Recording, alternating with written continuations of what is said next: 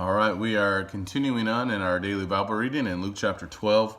The powerful story that we find in Luke chapter 12 begins in verse number 13, where the Bible says, "Someone in the crowd said to him, 'Teacher, tell my brother to divide the family inheritance with me.'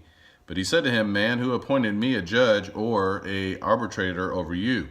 Then he said to them, 'Beware and be on your guard against every form of greed, for not even when one has an abundance does his life consist of possessions.'" Nikki and I, my wife, we were driving home this past Sunday, or going to a Bible study, I guess, Sunday afternoon. And one of the things I mentioned to her is how amazing it is that we have so many storage facilities. It appears that storage facilities are building up everywhere, all around us, and they're getting taller and taller and taller. I read an article, and it just talked about how these storage facilities are like $1 billion industry. And we have so many different storage facilities because people today have so much stuff. And we have so many possessions. We have so many physical possessions. And certainly having physical possessions is not inherently sinful. And what we see here, however, is a warning where this man asked Jesus to help him to tell his brother to divide the family inheritance with him. If this man was not the older brother or the oldest out of the brothers, then the inheritance would have gone to probably his brother, and rightfully so, according to the law. But Jesus said, "Who appointed me a judge or arbitrator over you?" Then he gave him a warning, a double warning: beware and be on your guard against every form of greed.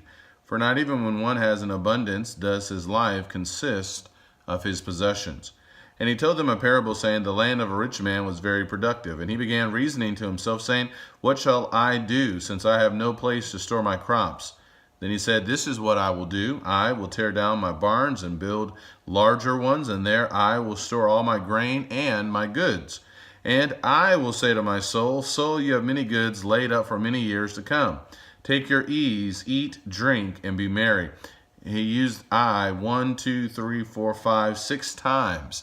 This man had worked hard. This man apparently had saved and had done the right things. And yet the Bible says in verse 20, that God said to him, "You fool, this very night your soul is required of you.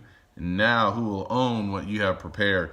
While this man was successful in the eyes of what would have been most people around him, God said, "You are a fool. So is the man who stores up treasure for himself and is not rich toward God." And he said to his disciples, "For this reason I say to you, do not worry about your life as to what you will eat, nor your body as to what you will put on." So we need to make sure that we're rich toward God, that it's not all about the things that we have here. It's not all about the possessions. Again, there's nothing wrong having possessions and being rich. There's nothing wrong with that at all. And yet there's a danger where Jesus here, he's warning us that our lives are not about the abundance or the things that we have here. We need to make sure that we are truly storing up riches in heaven. So let's make sure that we hold on to that. Talk to you later. Take care, and God bless.